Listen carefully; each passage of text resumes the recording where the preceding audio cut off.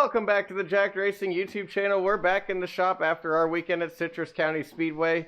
We learned a lot more, like we usually do at these new tracks, and we figured out that we have some recurring problems that we need to fix. So that's our goal in between now and our next race, which I'll tell you what that is at the end of the video. But for right now, we need to fix some of these problems that are just nagging us every week. So let me show you what we're doing. We were going through some of the front suspension, and we realized that the upper control arm was resting on the frame right here. We replaced it since then. This is not the one that was on there, but that was basically just sitting on the frame, binding this whole front end up.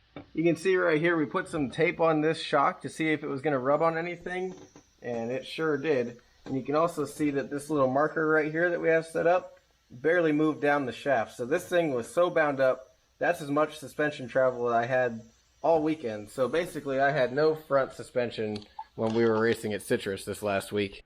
Another thing we've been dealing with is that engine popping and sputtering and everything else that's going on. I put on TikTok a video explaining it, and a bunch of people commented and said what they think it might be. So this is basically going to be a video of us trying TikTok suggestions. Some people said that that fuel line might be too close to the radiator hose, so it's vaporizing. Some people said the ignition module in the distributor might not be right. Some people were saying maybe there's some garbage in the fuel lines or something, maybe some foam coming out of the fuel cell. So we're going to take a look at all these things. Right now we're doing the valve springs, getting those replaced and adjusted properly, since we haven't done that in a while, and you have to do that on these crate motors. Hopefully one of these things that we're doing is going to fix it, because it's kind of frustrating not to be able to figure out what it is, but it's all right. We're going to keep working at it, and we'll eventually get to the bottom of it.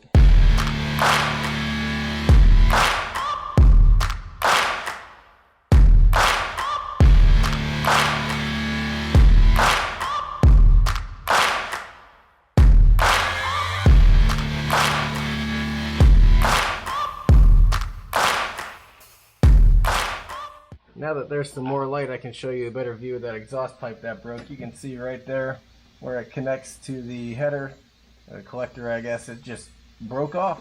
That explains a lot of the popping and banging and stuff, because it was all blowing out the exhaust right there next to me. It's the second race in a row that we've broken some sort of header or exhaust component, so hopefully that will stop soon too.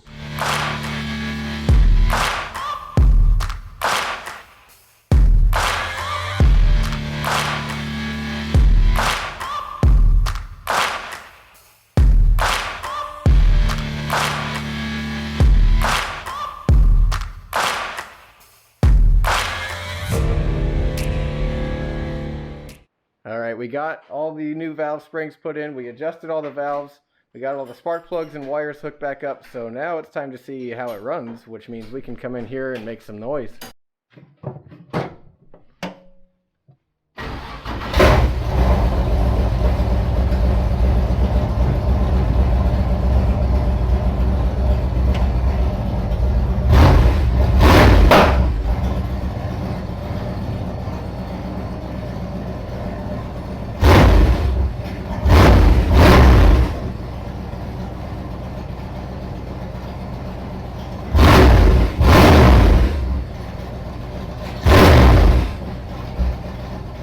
Now that the motor is running, we're going to wait for some stuff to cool down, and then we'll check a couple other things up there. We're waiting on a couple of things to come in the mail. Once they get there, we'll be able to put the rest of the insulation on the fuel lines and everything else, but at least it runs after all that stuff we just did. Now we are moving on to the next project, which is going to be changing the rear end gear. Our next race is going to be April 9th, I believe, whatever that Saturday is at New Smyrna. So now that we know we're racing on the bigger track, we're going to go ahead and throw the correct gear for the big track into the truck. Gotta love mail day. We got a bunch of new stuff in the mail here. Hopefully some of this stuff's going to solve some of our problems. So we got some insulation here to wrap around the fuel lines. And just in case people on TikTok were right, saying that the fuel might be vaporizing the lines close to some of the heat sources up front, we got a carburetor rebuild kit here. Even though we don't think the carburetor is the problem right now, just in case we got one of these things. We might put it in that, we might not, we'll see. We also got some header wrap here to try and help keep some of the temperatures under the hood down. Obviously any sort of temperature reduction under the hood is going to be good, so we'll see if we can get all this stuff installed, and hopefully one of these things will make the difference. Here's what that fuel line stuff looks like installed. We got some here, got some running down there, and I also wrapped this piece here that goes under the header. There's pretty good clearance to the header, but Better safe than sorry. This is a pretty easy thing to do, so if we can cross easy stuff off the list that might even potentially be causing a problem, we might as well. Now that that's done, I'm going to wrap the headers. Never a bad idea to wear gloves when you're using this header wrap stuff.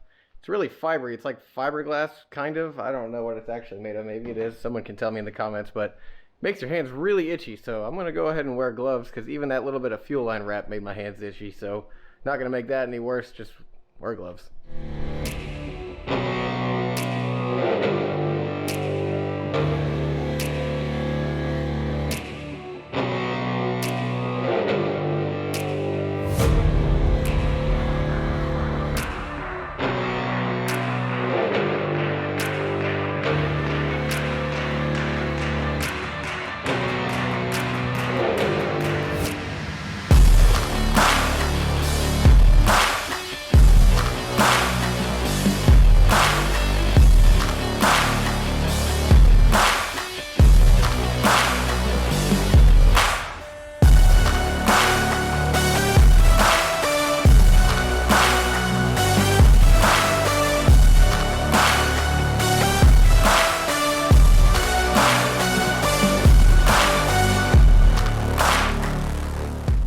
That wasn't so bad. That was kind of an oddly satisfying job to do. It's all wrapped up now. We'll see in a little bit. Once we run the motor, we'll see if the temperatures are down. We can take a temperature gun and hold it up there and see if these things actually work. One more quick thing I did here just to help us troubleshoot in the future is add one of these fancy little voltmeters here. A whopping little $9 investment that's hopefully really going to help us out. 12.1 isn't super high either. Next time I'm here, I'm going to put it on the battery charger. Maybe we're losing voltage throughout the race, and maybe that's what's causing some of that sputtering issue. It's one more thing we can look into and hopefully cross off the list. That's about all the work I'm going to get done today. Hopefully these things help. I know there's, a lot of different things these kind of sputtering and not running super hot things could be, but hopefully one of these will at least help. Keeping the temperatures down under the hood is never a bad thing anyway, so even if these don't fix the issues, these are going to be good things to get done long term. So we'll see in a little bit. We'll see what works and what doesn't. But for now, thanks for watching. Like, comment, and subscribe. I'll be back within a couple of days here working on it again, and I'll keep you updated before our next race, which, like I said, is going to be at New Smyrna Speedway April 9th. So stay tuned, see what we do to the truck, and then watch us take it out. Thanks for watching. We'll see you in a little bit.